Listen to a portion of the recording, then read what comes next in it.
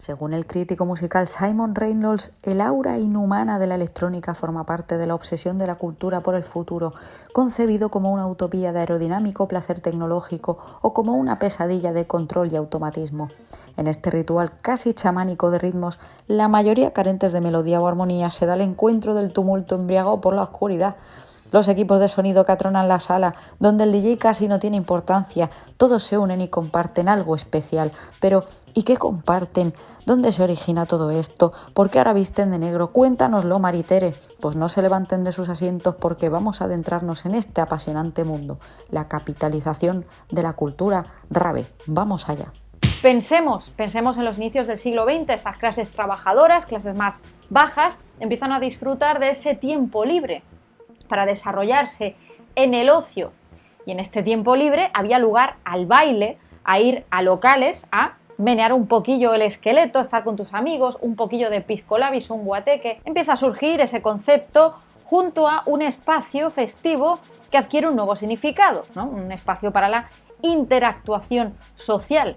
Tras la Segunda Guerra Mundial nace el concepto de discoteca, ¿no? Que es un espacio para escuchar música grabada y no tocada en directo, Y bueno, pues podemos ver su máximo apogeo en la música disco de los años 60. Una película que refleja esto al 100% y que además supuso un antes y un después para la música disco, y su exportación fue nada más y nada menos, queridos y queridas, que Fiebre de Sábado Noche, con nuestro querido John Travolta. Si no habéis visto esta película, ya sabéis lo que tenéis que hacer hoy. Además, esta música disco dio lugar a esos sonidos producidos por máquinas. Chicos y chicas, esto ya lo hemos hablado en vídeos como la música de los 80, los sintetizadores, las cajas de ritmos, que tienen una importancia brutal aquí. Grupos como Kraftwerk de Alemania supusieron una influencia absoluta y radical en la música electrónica, en los orígenes, ¿no?, de esta música electrónica, que luego se ha desgranado, dando lugar a muchísimos géneros. Según Martin Sapper, la música electrónica es un conjunto de sonidos basados en música de síntesis del sonido, ¿no? Estos se almacenan como una señal digital o analógica para ser amplificados y transmitidos a través de un altavoz. Entendamos también que este tipo de música electrónica se escucha muchísimo mejor en grandes equipos de sonido. Pero no irrumpieron de esta manera las máquinas en la música, también lo hicieron en otros ámbitos, como en la industria automovilística y más concretamente en Detroit, Estados Unidos, una ciudad que vivía de la automovilística, y después de la Guerra Fría, a causa de este miedo al comunismo del que hemos hablado en el vídeo de la generación Beat, bueno, se pone en marcha una política de despoblamiento de los núcleos urbanos, ¿no? Y se llevaba a la gente a las periferias, dejando los centros urbanos absolutamente abandonados. Claro, ¿qué pasaba en Detroit? Las fábricas estaban fuera de la ciudad, la gente trabajaba fuera de la ciudad y además vivía fuera de la ciudad, por lo tanto, en el centro quedaban edificios abandonados a su suerte. Claro, era de esperar que existiera un deseo de escapismo por parte de los jóvenes. Esa parte más creativa empezó a experimentar con estas cajas de ritmos que en la época eran extremadamente baratas, era algo que se podía utilizar de forma sencilla para todos, Y resulta que en los 80 empieza a gestarse un movimiento en Detroit, que esto daría lugar posteriormente a lo que conocemos hoy en día como la música techno.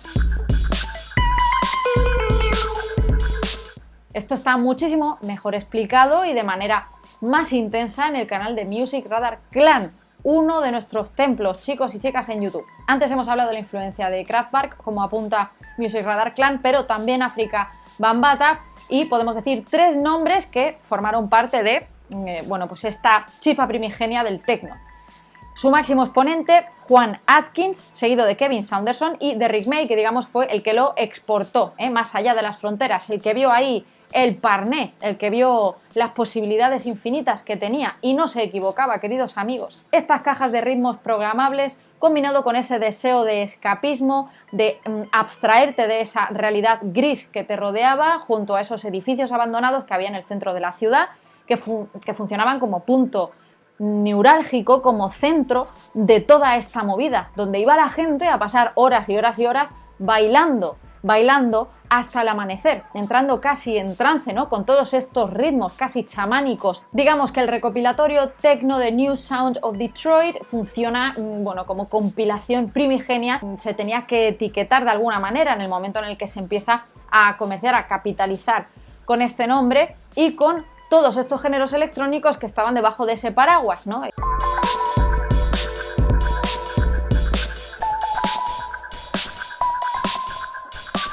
Existe un bastión de resistencia que además dentro de su propio nombre tiene esta palabra, Underground Resistance, ¿no? Que digamos que es un grupo que se dedica a preservar esas bases primigenias de la música techno, ¿no? Al margen de lo mainstream, porque hoy en día, queridos y queridas, el techno es extremadamente mainstream, por eso estoy haciendo hoy este vídeo. Entonces, he aquí la cuna de la rave como tal. Me refiero en cuanto al enclave, en cuanto a su localización, que son grandes edificios diáfanos que no tienen nada dentro, que están abandonados y ahí está la gente dentro haciendo estas fiestas en la ilegalidad, ¿vale? Están poniendo música, pasando el rato. ¿Y dónde está el origen primigenio de la palabra rave, queridos y queridas? Viene de el verbo rêver en francés, desde la Edad Media, que quiere decir soñar. Y esto nos lleva a la siguiente parte del vídeo. ¿Qué onda con esto de la ensoñación, de la expansión mental, de ese ritual chamánico que están todos compartiendo dentro de esas raves, dentro de esta cultura rave? ¿Por qué? ¿Por qué las drogas psicoactivas tienen tantísima importancia? Esto no quiere decir que si te gusta la cultura rave o quieres simpatizar con ella o empezar a simpatizar con ella tengas que drogarte, en absoluto, nadie te obliga. Forma parte de toda una significación, de toda una simbología alrededor de la cultura rave. Los efectos de las drogas psicoactivas funcionan, como en cualquier ritual chamánico en la historia de la raza humana, como herramienta de llegada a un estado extraordinario de la conciencia, ¿no? Digamos que rompes con el mundo externo y diriges tu conciencia despierta a dimensiones subjetivas del mundo mental, según Josep Maria Fericla, que es antropólogo experto en etnopsicología y chamanismo. Por otro lado, ¿cómo se le llama al MDMA? A ver quién lo sabe. Efectivamente, éxtasis. Éxtasis se refiere precisamente a ese estado, ¿no? A ese estado en el que estás flotando por encima de la vida terrenal prácticamente. Es que provoca esa euforia y un fuerte sentimiento de amor hacia los individuos, ¿no? Todo esto forma parte, pues eso, de ese ritual colectivo, ¿no? Que estáis todos formando un solo ser. La importancia, como hemos dicho en la introducción del vídeo, está al margen del DJ en cuestión. Lo importante es eso que se está creando ahí abajo, esa energía compartida. Según Enzo Tagliasucci, licenciado y doctor en física, investigador y profesor de la Universidad de San Martín, esta característica era posiblemente de fundamental importancia en el uso ceremonial de psicodélicos, ya que la gran mayoría de las culturas aborígenes que utilizaba psicodélicos con fines místicos o religiosos lo hacía de forma grupal y no individual. El consumo de psicodélicos en patógenos en fiestas con música electrónica es quizá una manifestación contemporánea de estas ceremonias colectivas. ¿Qué opináis, chicos y chicas? Y si no me drogo, ¿qué pasa, Clau? ¿Qué pasa? Bueno, pues bienvenido al club. Yo tampoco me drogo, pero es que resulta que podría darse ese estado de trance incluso con ese ritmo de percusión, ritmo de 3 y 4 golpes por segundo, que serían como unos 200 por minuto. Se supone que en ese momento podrías incluso entrar en ese trance. He estado en fiestas de techno y no sé si es sugestión, pero sin necesidad de beber ningún tipo de alcohol ni de drogarme, pues también he sentido ese frenesí interno. Pero bueno, esto supongo que depende de la persona. La rave es esa experiencia actual del éxtasis, ¿no? Es una búsqueda de una experiencia más allá de los sentidos, fuera de uno mismo, saltando fuera de tu ego. Ese baile también transporta a un presente abstracto e infinito, y la máxima de la cultura rave acaba siendo pues paz, amor, unidad y respeto. En el gremio se conoce como con las siglas PLUR. No es algo que vais a ver por todas partes, pero bueno, son cosas que forman parte de estas culturas. Al final acabas desarrollando tu propio lenguaje, tus propios términos para definir las cosas, ¿no? Esto es todo un universo. Siguiente parte del vídeo. Hablemos de la estética de la cultura rave, pero en toda su amplitud. En primer lugar, el tema de las discotecas, los edificios, los clubes donde se realizan este tipo de rituales, este tipo de fiestas de techno, sean estas legales o no. ¿vale? Un evento en el que se pincha este tipo de música electrónica. Estos edificios no tienen una importancia exterior, ¿eh? Se esconden bajo edificios de la ciudad, no muy en lo underground. Y vemos el origen de esto en los años 60 en el New York Electric Circus, ¿no? Que digamos que fue como esa primera discoteca, podría decirse. En Italia, los arquitectos de Radical Design experimentaron con esas formas vanguardistas, ¿no? Innovando absolutamente en la arquitectura. ¿Quién nos iba a decir que la propia creación de clubes nocturnos iba a llevar a este tipo de avances y a este tipo de descubrimientos dentro de la arquitectura? Eran espacios desjerarquizados, no seguía una estructura clásica, no existía ninguna rigidez, había cierta libertad. Un gran ejemplo de esto es el Space Electronic de 1969, realizado por el grupo 9999. Se usaba tecnología como proyecciones, elementos móviles dando vueltas por el espacio. Tenía todo como un carácter utópico, ¿no? Y futurista en muchísimas ocasiones. También se usaban objetos random, ¿no? Como lavadoras, frigoríficos, como la discoteca Piper en Roma, que también a finales de los 60. Y bueno, el espacio de inspiración principal, sin lugar a dudas, fue Fan Palace de Cedric Price. Warhol, fijaos cómo es la cosa, contribuyó a acuñar o a originar este concepto del loft, ¿no? Se supone que fue él quien intentó habilitar una vivienda que al final se acabó convirtiendo en un punto de encuentro y en un lugar de fiestas clandestinas con todo tipo de performance dentro, incluso rodaba algunas de sus películas ahí, y esto dio lugar, bueno, pues a lo que hoy concebimos como loft, ¿eh? Aunque bueno, esto ha ido degradándose con el tiempo y ahora loft se le puede llamar pues a cualquier cuchitril de 3x3. Me diréis, oye, Clau, ¿esto no tiene mucho que ver con el techno? Bueno, no tiene mucho que ver, pero claro, en cuanto que la música electrónica, concretamente también la música techno, tiene que reproducirse a través de estos sistemas de sonido grandes, claro, esto tiene lugar en una discoteca y tenemos que hablar del origen primigenio de esa estética de las discotecas. En caso concreto de España podemos hablar de la Ruta del Bacalao, que por cierto tengo un libro que me regaló una seguidora, que creo que es un catálogo de una exposición. Os lo pongo por aquí, os lo recomiendo a tope porque es una ruta visual de todos los carteles de la época. Esto es una maravilla, ¿eh? Muchísimas gracias, Olats, por haberme regalado este librazo. ¿Por qué si buscamos ravers de los 80 y de los 90 no tiene nada que ver con lo que se concibe como un ravero hoy en día? Tú buscas fotos de esa época y se ve gente con ropa muy colorida, muy divertida. Apenas ves gente vestida de negro, casi que se confunden con los goths. ¿Por qué se está produciendo esta especie de hibridación extraña? Bueno, es que chicos y chicas, en el propio post-punk, cuya base también es, una base rítmica artificial, hay muchos grupos como Cabaret Voltaire o Skinny Puppy que formaron parte de estas chispas primigenias, ¿no? Dentro de la música electrónica. Y claro, esto nos lleva a una estética muy concreta que se llama Rivet Head. Y el Rivet Head está relacionado directamente con la música electrónica industrial, ¿vale? Aquí ya tenemos otra vuelta de tuerca que nos puede volver un poco locos, pero claro, esto recibe influencias del punk y de la cultura Club Kids de Alemania, por ejemplo. Ahora yo creo que es muy importante que os veáis diferentes vídeos que tengo en el canal, como el I2K futurista, de cultura goth, del techwear, de los años 80, que os hablo de todos los orígenes primigenios de toda esta estética, y de los Club Kids. O sea, yo creo que con todos esos vídeos podemos ya hacer un completo con este, ¿no? Y ya nos explota el cerebro. Pero ojo, ojo, que son vertientes muy distintas, ¿eh? No nos confundamos. Pero en la historia de la música, claro, ocurren todo este tipo de mezclas, hibridaciones, tal. Es verdad que hay como unos pilares fundamentales desde los cuales parte todo lo demás. Os dejo ahora mismo por aquí un mapita conceptual para que más o menos nos guiemos, ¿eh? Porque esto entiendo totalmente que es un lío.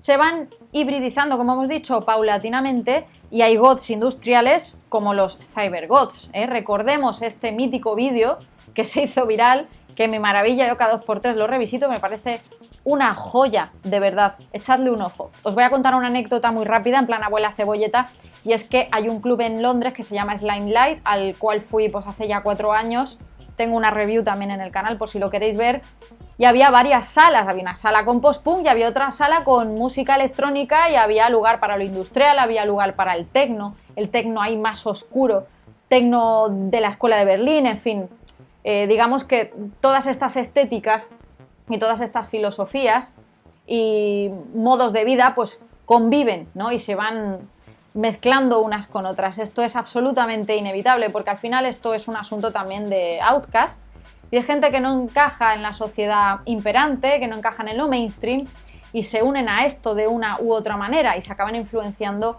unos a otros. Pero recordemos que la música post-punk, el techno y lo industrial están ahí separaicos. Por cierto, también tenéis otro vídeo de los Gabbers, que es otra de esas diásporas de la música electrónica, ocurrido en Bélgica, con una estética adjunta también, os lo pongo por aquí para los curiosos. Autores beat, el otro día hablábamos de la generación beat, como William Burroughs, también, digamos, sus obras han formado parte fundamental del desarrollo y del auge de esta filosofía que bebe mucho de lo distópico, de lo apocalíptico, ¿no? De esa desazón por una sociedad extremadamente mecanizada, ¿no? Todo esto va muy unido, chicos y chicas, es que es inevitable. La historia de la humanidad, teniendo 4 cosas claras, se te abre un libro completo ante ti y lo acabas entendiendo todo. Es cierto que luego recordar fechas, cosas concretas, es un poco confuso, pero una vez tienes claras unas ideas generales de líneas de pensamiento, tribus urbanas, movimientos juveniles, movimientos underground, qué es lo mainstream, qué es la cultura, una vez tienes todo esto claro, es que de verdad es la iluminación del camino, si es que os lo juro de verdad. Tenemos que entender que en el momento en el que el techno sale de Detroit y se empieza a capitalizar ese tipo de música, ¿no? Y empieza a tener masas ingentes de seguidores a nivel mundial, sobre todo en Europa, en Alemania. Claro, en este momento se capitaliza ese sonido, sale de Detroit, ya no es una cosa underground de gente sin recursos que está de fiesta en una nave industrial. Por tanto, este es el momento clave en el que se capitaliza desde el lado de la música, sí, pero ¿qué hay de la estética? ¿En qué momento se capitaliza la estética rave? Esto del clubwear, ¿qué es todo esto, Mariter? Explícanoslo. ¿Por qué toda esta estética fetish, distópica, apocalíptica, industrial, esos status, incluso los tribales, hoy en día los piercings? ¿Por qué todo esto forma parte de este paragüitas? ¿En qué momento? Si los rappers en los 80 y los 90 iban vestidos pues normales. Bueno, ya en los 90 hubo un nicho brutal para ropita para clubes, con marcas como 3000, Sabotage, y había tiendas en Berlín, tiendas como Groupies o Wicked Garden, en las que se vendían marcas como Patricia Field, ¿vale? Aquí otra de esas uniones que nos encantan aquí, Patricia Field, la estilista de Sexo en Nueva York. Ojo al parche. Por no mencionar a Jean-Paul Gaultier, a Thierry Mugler, ¿no? Todos estos diseñadores de los que ya hemos hablado en el canal, que eran también club kids a su vez, que frecuentaban todos estos garitos y que llevaron estas estéticas a los desfiles, ¿vale? Que rompían roles de género, rompían todo tipo de normas establecidas en el mundo de la moda. Si hubo alguien que marcó un antes y un después fue Alexander McQueen. Cuando analicé a Alexander McQueen, chicos y chicas, de verdad no os puedo explicar lo que significó para mí la acogida que tuvo ese vídeo. Yo creo que es de los que más visitas tiene mi canal. Y no sé si recordáis cuando hablamos de ese primer desfile que se hace con un gran público, que se hace en las calles de Londres, con esa música electrónica de fondo en el que aparecen los modelos maquillados y vestidos como si esto fuera una jungla. De hecho, el título del desfile es It's a Jungle Out There. Chicos, este desfile es el epítome de la estética rave como la concebimos hoy en día. Ahí está ese origen, ese momento en el que el mundo de la moda ve esas estéticas que bebían muchísimo, bueno, pues del post-punk, de lo punk, por supuesto su labor posterior en la moda en general, que ha hecho que lo oscuro o lo tétrico o las vestimentas así un poquito más dark, bueno, pues no se vean como para gente siniestra. Pero claro, en 2011 surge una marca, además se supone que surgió en una rave, Dolskill, que es la que empieza a comercializar dentro del mundo de la moda rápida este tipo de clubwear, ¿no? Que es llevar muy poca ropa, con, bueno, pues estas reminiscencias fetish, como os he dicho, con vienen de negro o con colores neón, tal, todo este tipo de estética se empieza a comercializar a lo grande. Y empezáis a ver a miles de influencers con ropa de Dolskill, yo misma he recibido alguna vez ropa de Dolskill, y claro, este clubwear se empieza a extender por doquier. y en ese momento se capitaliza de forma masiva, también con otras marcas como por ejemplo Killstar, que también podrían formar parte de esa capitalización atroz de la estética gótica, ¿no? Que ya se ha ido degradando y ha dado lugar a cosas como pues que si witchy y todo este tipo de movidas. El mundo del cine ya sabéis también que es determinante a la hora de crear ese impacto en los jóvenes, en la gente a la hora de vestirse, a la hora de ver el mundo. Y desde luego no podemos dejar de nombrar Mad Max en los años 70, Tron, otra de esas películas icónicas de ciencia ficción, y sin lugar a dudas Matrix en 1999. A modo anecdótico puedo deciros que esta escena en el club es muy representativa de lo que, bueno, pues lo que viene a ser un club de música electrónica. Vemos a toda esta gente vestida, bueno, con indumentaria BDSM, fetish, etc. Esto está rodado en un club real de Sydney. La música que suena es Rob Zombie, que no tiene mucho que ver con el techno, pero bueno, ya es así un rollo así industrial. Y además, para Matrix no había mucho presupuesto para el vestuario, así que se recurrió a ropa de segunda mano, botas New Rock, que por cierto están fabricadas en España. Es que esto es una fantasía, a mí lo de Matrix me fascina. Por algo tengo una frase tatuada, de ese pedazo de peliculón, por Dios. Bueno, y al final unas cosas y otras, todo va uniéndose y van creando esta pelota, este paraguas bajo el cual hoy en día concebimos la cultura rave, que es una estética oscura, que sea abrigos largos, gafas, tatuajes de tribales, incluso hay peinados que se pueden considerar de origen cani. Esto ya es increíble, porque las estéticas se van retroalimentando unas con otras, luego con las redes sociales y por imitación se van afianzando ciertos rasgos que igual no tienen mucho que ver con esos orígenes primigenios, como hemos dicho. En los 80 y 90 los ravers no iban vestidos de ninguna manera en especial, pero claro, al final los club kids, tal, no sé, que gente de diferentes movimientos y tribus pues se van uniendo a estos géneros y oye, pues es normal esta retroalimentación y actualmente se produce principalmente por Instagram y por TikTok, que he visto un montón de TikToks del mundo rave en el que se ve gente con gafas oscuras y ropa oscura. Y hoy día no es raro ver a gente dentro del mundo de la cultura rave también simpatizando con el post-punk, etcétera, etcétera, por esos orígenes primigenios que hemos tratado aquí. Es que no hay más que ir a una fiesta de techno para darte cuenta de que la mayoría de la gente que la frecuenta, me refiero no fiestas mainstream, sino un poquillo underground así. Una vez estuve en la Pirandello, era techno con una especie como de reunión de grandes DJs a nivel europeo y no había gente con esta estética, os estoy hablando de hace 7 años, no había gente con esta estética oscura, gafas oscuras, rollo Matrix, no, absolutamente nadie, la gente iba vestida normal, de hecho incluso el ambiente era un poquillo más tirando a pureta, ¿no? Claro, estamos hablando de España, dependerá también del país, no es lo mismo irte a una rave en Berlín, que hoy en día acceder a una de estas fiestas, por lo visto, tienes que ir con una estética súper concreta, tal y pascual, no, a mí es que todas estas cosas ya es lo que me empieza a dar un poquillo más de perecilla. Os dejo un vídeo en la descripción de unos chavales que intentan meterse en una de estas fiestas y se ponen pues una vestimenta lo más edgy posible. Bristol, por ejemplo, que estuve viviendo allí unos años y las fiestas de electrónica y las raves estaban a la orden del día, había fiestas por todas partes. Bristol es la cuna del jungle y las fiestas de electrónica igual, gente vestida normal, o sea, no había ningún tipo de dress code ni nada de eso. En fin, yo creo que esto ya roza un poquillo ya las líneas de lo que es postureo, lo que no lo es, en fin. ¿Qué opináis vosotros? Bueno, ha quedado un vídeo denso de narices, espero que haya quedado todo bien claro. Podéis apoyar este contenido aún más desde 4 euros al mes a través de Patreon, PayPal para propinas y nos vemos muy pronto en próximos vídeos.